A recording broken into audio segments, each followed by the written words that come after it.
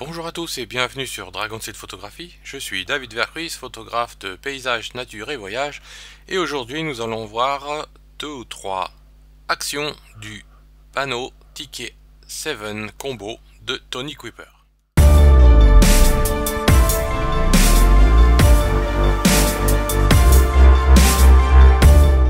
Alors pour cette vidéo, j'ai choisi un bord de mer des îles Lofoten en Norvège. Et nous allons voir la première action du Ticket 7 Combo qui est, cliquez dessus, le vignettage. Comme vous pouvez le voir, il y a un calque de réglage courbe, donc dans Propriétés, ici il y a la courbe qui est activée sur un masque où l'action a automatiquement mis une ellipse à l'intérieur. Et donc pour mémoire, pour les nouveaux sur Photoshop, le blanc va faire apparaître le réglage de la courbe à travers le masque et le noir va cacher.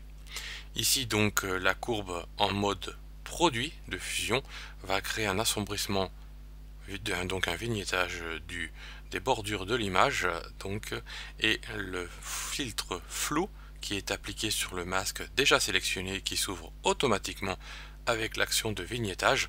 Ici est émis 480 pixels. Si je le réduis, on va voir apparaître la bordure du masque. Voilà, là sans le flou, on voit bien les limites de l'application du masque. Si j'augmente ce masque pour la vidéo, donc je vais baisser la lumière pour ma courbe. Après coup, donc, par exemple si je le laisse comme ceci, si je baisse, on voit bien la forme de l'ellipse, la forme du masque qui se fait. Donc je vais jeter ça, je le refais pour vous remontrer. Donc tout est automatiquement appliqué et ici je vais prendre un flou suffisamment important pour que ça cache la bordure de mon masque. Voilà, si je le réduis, on le voit apparaître. Si je le pousse, on voit plus de délimitation. Ça fait un fondu du vignettage. Avant, après. Et donc je peux régler mon vignettage avec l'opacité en augmentant l'opacité. Elle est automatiquement calée à 50% par l'action de Tony, ou on peut l'augmenter et le réduire. Mais on peut aussi jouer sur la courbe en augmentant et en baissant. Et vous voyez sur l'image que ça joue sur le contraste et un petit peu la saturation évidemment, puisqu'on est en RGB. Voilà, ça c'est on ne peut plus classique. Je vais jeter ce type de vignettage, mais maintenant dans la nouveauté de la version 7, nous avons le vignettage manuel. Pour qu'il fonctionne, il faut au préalable sélectionner par exemple le lasso, et je vais sélectionner la zone intéressante, grosso modo, de mon image. Comme ceci, voilà.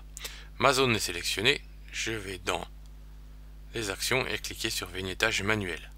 C'est exactement le même procédé, sauf que la sélection que j'ai faite avec mon lasso, en fait, c'est ce qui a permis de définir mon masque. Et donc du coup de pouvoir l'appliquer sur la zone d'intérêt de l'image.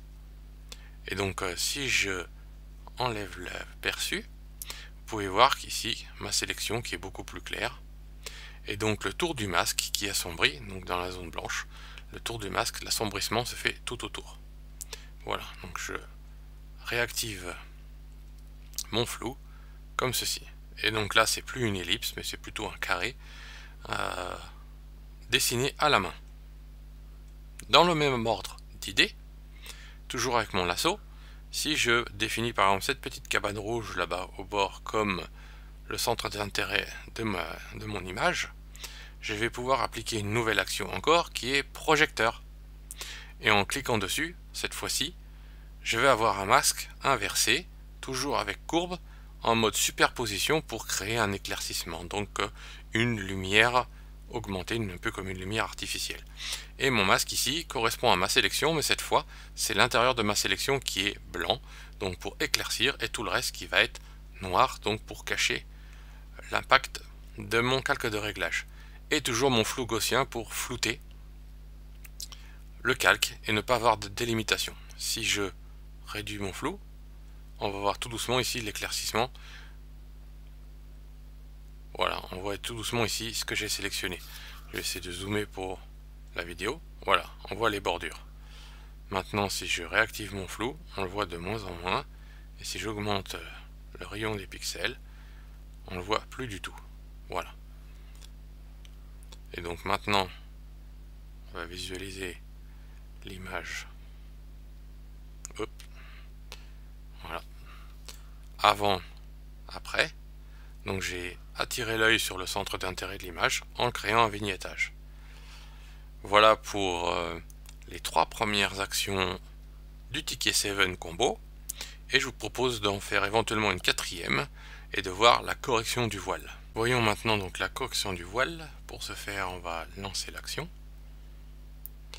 Et vous allez voir une suite de calques appliqués ici en bas, dans un groupe, comme cela, avec un masque automatiquement appliqué, surtout sur globalement les tons moyens et tons sombres. Voilà. Donc on peut voir le résultat avant-après, comme ceci. Et si l'on souhaite l'appliquer qu'à seulement une partie, on va sélectionner le calque groupe, par exemple ici. Et si je souhaite l'appliquer par exemple sur l'ensemble de mes montagnes, ici, de mon bord de mer, ni sur l'eau, ni sur le ciel, je vais essayer de trouver le calque adéquat pour filtrer l'application de mon action de-haze. Donc mon masque de luminance de niveau 3 semble 2, 3 semble pas mal. Je vais essayer de réouvrir un tout petit peu la zone là ici par exemple avec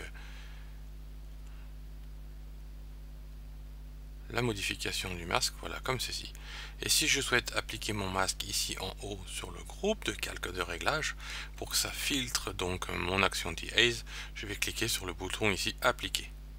Voilà, et mon masque est bien appliqué. Et si je regarde maintenant mon ciel ou le bord de mon océan, je vais voir que je ne vais pas avoir d'action. Par contre, je vais avoir une action sur mes montagnes. Voilà, qui est très légère, certes, mais qui agit. Je vais zoomer un petit peu pour que ça se voit à la vidéo. Voilà. Donc mon ciel et mon eau n'est pas touché, mais par contre mes montagnes un petit peu. Voilà. Après, si je souhaite remodifier mon masque, par exemple utiliser le masque 3, 4 par exemple, je refais cliquer et c'est le masque 4 qui a bien été appliqué. Voilà, donc là ça se voit à peine.